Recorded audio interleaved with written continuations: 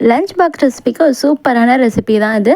So வாங்கி பாத் இது செய்கிறதுக்கு ரொம்பலாம் டைம் எடுக்காது. நம்ம ஒரு பவுடர் மட்டும் ரெடி பண்ணி வச்சுன்னா நம்மளுக்கு எப்போ வேணுமோ அப்போ டக்குன்னு அப்படி செஞ்சு முடிச்சிடலாம்.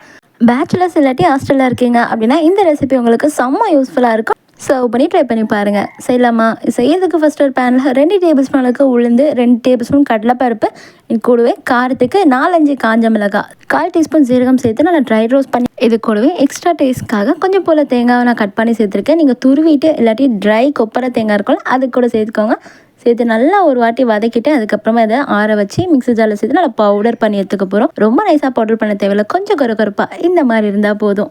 Powder ready. இதை அப்படியே ஸ்டோர் பண்ணி வச்சுக்கோங்க. இப்போ இதுக்கு தாளிப்புக்காக 2 டேபிள் ஸ்பூன் அளவுக்கு கடலெண்ணெய் இல்லாட்டி நல்லெண்ணெய் சேர்த்துட்டு இது கூட கொஞ்சம் போல் கடுகு, கடலைப்பருப்பு, உளுந்து, பச்சை மிளகாய், இது கூட கொஞ்சம் வாசனைக்காக கருவேப்பிலை சேர்த்து சாப்பிடும் போது எக்ஸ்ட்ரா க்ரன்ச்சினஸ்க்காக கொஞ்சம் போல் வேர்க்கடலையும் சேர்த்து நல்லா ரோஸ்ட் பண்ணி எடுத்துக்கோங்க. லைட்டாக 1 நிமிஷம் வதங்கினதும் இது கூட ஒரு பெரிய சைஸ் வெங்காயம் நீட்டாக கட் பண்ணி வச்சுருக்கேன். இதையும் சேர்த்துட்டு 1/4 டீஸ்பூன் மஞ்சள்தூள், தேவையான உப்பு சேர்த்து நல்லா வதக்கி விட்டுக்கோங்க. வெங்காயம் நல்லா கோல்டன் ப்ரௌன் ஆகணும்னு அவசியம் இல்லை, லைட்டாக சாஃப்டானா போதும். இப்போ இது கூட வாஷ் பண்ணி வச்சுருக்கேன், குட்டி குட்டியாக சாப் பண்ணி வச்சுருக்கேன் கத்திரிக்காயும் சேர்த்துக்கோங்க. எந்த கத்திரிக்காய் வேணால் சேர்த்துக்கோங்க, டேஸ்ட் அவ்வளோ சூப்பராக இருக்கும். இப்போ இது நல்லா வதங்கி தண்ணியெல்லாம் ட்ரை ஆகி வந்ததும் இது கூட நம்ம அரைச்சி வச்சுருக்க பவுடரும் சேர்த்து 1 நிமிஷம் போல் அப்படியே மிக்ஸ் பண்ணிக்கிட்டே இருங்க.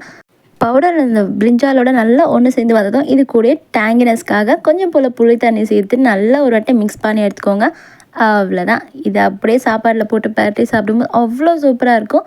இது அப்படியே நீங்கள் சாம்பார் சாதம் இல்லாட்டி ரசம் சாதத்துக்கு பொரியலாக வச்சு சாப்பிட்டிங்கன்னா சூப்பராக இருக்கும். ட்ரை பண்ணி பாருங்கள். இப்போ இது கூட சூடாக ஒரு கப் ரைஸ் சேர்த்து நல்லா ஒரு வாட்டி மிக்ஸ் பண்ணி இந்த மசாலா எல்லாம் ரைஸோடு ஒட்டி வந்ததும் இது கூட கொஞ்சம் போல் கொத்தமல்லி சேர்த்துட்டு சூடாக ட்ரை பண்ணி பாருங்கள். இந்த ரைஸாக அவ்வளோ சூப்பராக இருக்கும். ஸோ நிஜமாகவே இந்த வீடியோ உங்களுக்கு பிடிச்சிருந்தா ட்ரை பண்ணி பார்த்துட்டு எப்படின்னு ஃபீட்பேக்கை கமெண்ட்டில் சொல்லுங்கள். இதே மாதிரி இன்ட்ரெஸ்டிங்கான வீடியோஸ்க்கு நம்மளோட பேஜை ஃபாலோ அண்ட் சப்ஸ்கிரைப் பண்ணிக்கோங்க.